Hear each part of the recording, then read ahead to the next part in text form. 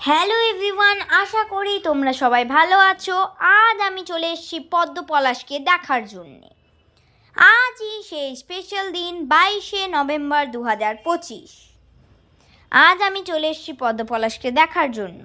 যারা যারা এখানে আসতে পারোনি বাড়ি ময়দানে, তারা আমার ভিডিওর দ্বারা দেখে নিতে পারো। আমি কিন্তু অত ভালোভাবে ভিডিওটা তুলতে পারিনি, কিন্তু যতটুকু পেরেছি তোমাদেরকে দেখিয়েছি।